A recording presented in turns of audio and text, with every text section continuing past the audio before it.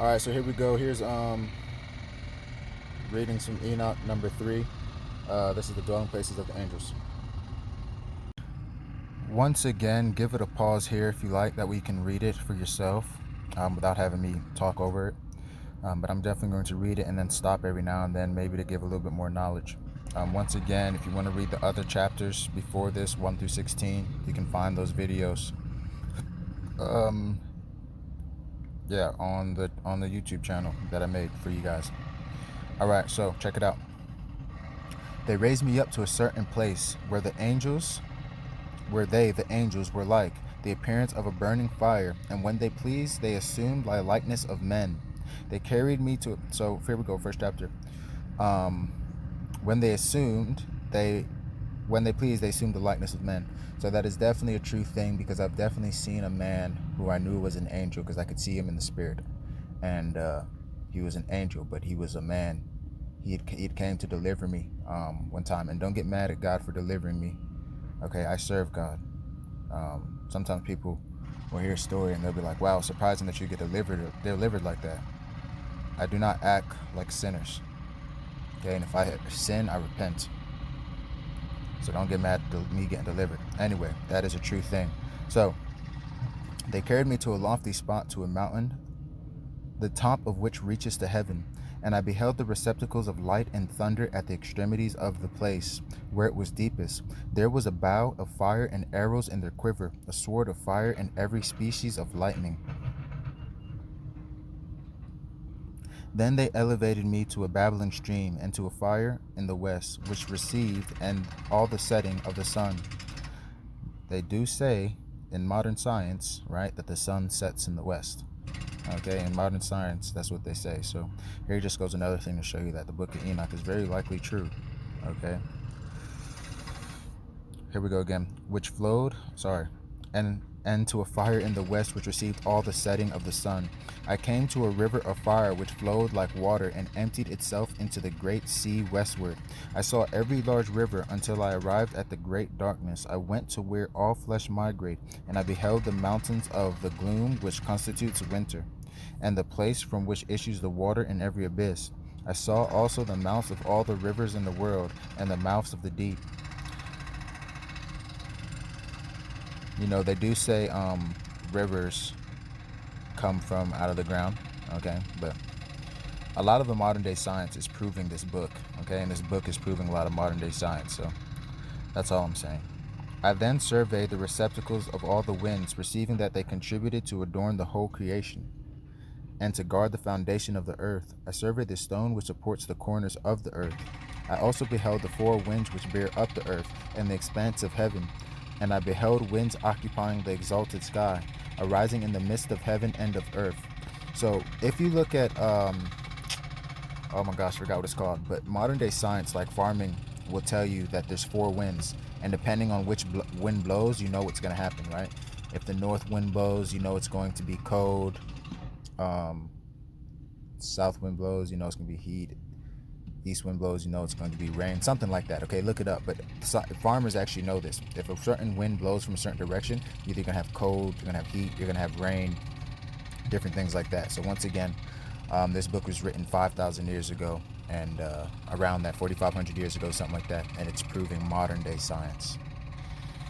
Sorry about that, let's keep it going. Arising in the midst of heaven and of earth, and constituting the pillars of heaven, I saw the winds which turned the sky, which caused the orb of the sun and of all the stars to set, and over the earth I saw the winds which support the clouds. I saw the path of the angels. I perceived at the extremity of earth the expanse of heaven above it. Then I passed on towards the south, were burnt both by day and night 6 mountains formed of glorious stones, 3 towards the east and 3 towards the south. Those which were towards the east were of a variegated stone, one of which was of margaret and another of antimony. Those towards the south were of a red stone. The middle one reached the heaven like the throne of Elohim. So a lot of people believe in certain stones, certain rubies give them power. And a lot of times it's because, you know, all things have come from God, okay?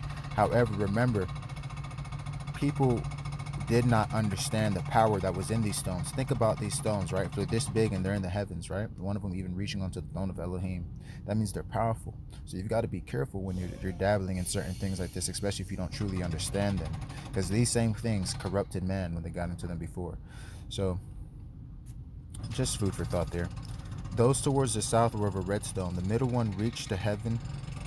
The middle one reached to heaven like the throne of Elohim, a throne composed of alabaster, the top of which was of sapphire. I saw too a blazing fire hanging over all the mountains, and there I saw a place on the other side of an extended territory where waters were collected. I likewise beheld terrestrial fountains deep in the fiery columns of heaven, and in the columns of heaven I beheld fires which descended without number, but neither on high nor into the deep. Over these fountains also I perceived a place which had neither the expanse of heaven above it, nor the solid ground underneath it, neither was there water above it, nor anything on wing, but the spot was desolate. And there I beheld 7 stars, like a great blazing mountain, and like a spirit entreating me. We walk with the spirit, and like a spirit entreating me. Then the angel said, This place unto the consummation of heaven and earth will be the prison of the stars and of the host of heaven.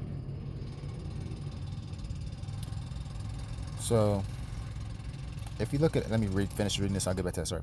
The stars which roll over fire are those which transgress the commandment of Elohim before their time arrived, for they came not into their proper season. Therefore was he offended with them and bound them unto the period of consummation of their crimes in the secret year. So, if you do your research, right, there's the heavens above us, but there's another heavens like that, and that's where God lives, okay? And it's possible that the stars, you know, they look like this when you see them without them being blocked. If you look into a telescope, it looks like a lot of fire and different things like that is going on in the stars, okay? Pillars of fire. So, Book of Enoch is basically saying this is where some of the angels are currently bound. They're not bound in the heavens of God. They're bound in the heavens above us, the stars, okay? Possibly, okay? Pray about all these things that I'm telling you. This is just what the Spirit has led me to believe, okay? Yep. So then Uriel said, Here the angels who cohabitated with women appointed their leaders, and assuming many forms made men profane, and caused them to err, so that they sacrificed the devils as to Elohim. For in the great day of judgment, and with which they shall be judged until they are consumed, and the women also shall be judged, who led astray the angels of heaven, that they might salute them. And I, Enoch, I alone saw the likeness of the end of all things, nor did any man see it as I saw it. These are the names of the angels who watch. Uriel, one of the holy angels, who is over clamor and terror. Raphael, one of the holy angels, who is over the spirit of men. Raguel, one of the holy angels, who inflicts punishment on the world and the luminaries. Michael, one of the holy angels, who is over mankind virtue, commands the nations. Sarachael, one of the holy angels, who is over the ruach of the children of men, of the spirit of the children of men that transgress. Gabriel, one of the holy angels, who is over the serpents, over paradise, and over the cherubim. Then I made a circuit to a place in which nothing was completed, and there I beheld neither the tremendous workmanship of an exalted heaven, nor of an established earth, but of a desolate place, prepared and terrific. There too I beheld the 7 stars of heaven bound in it together like great mountains and like a blazing fire.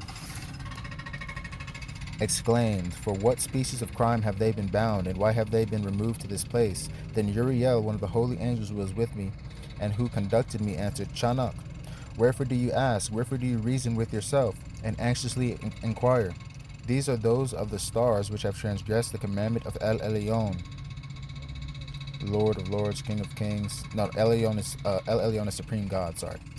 Of El Elyon, the supreme God, and are here bound until the infinite number of days of their crimes be completed. From there I afterwards passed on to another terrific place, where I beheld the operation of a great fire blazing and glittering, in the midst of which there was a division. Remember now, he's still above the heavens, because remember, we just read that he left the skies of the earth and kept going upwards, and now he was in space. So he's still in space right now.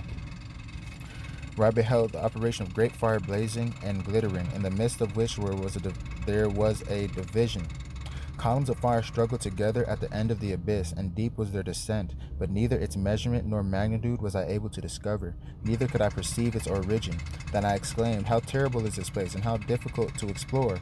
Uriel, one of the holy angels who was with me, answered and said, Chanakh, why are you alarmed and amazed at this terrific place, at the sight of this suffering? This, he said, is the prison of the angels, and here are they kept forever. So I'm going to stop there. Okay. Definitely read over again. Much love. Okay.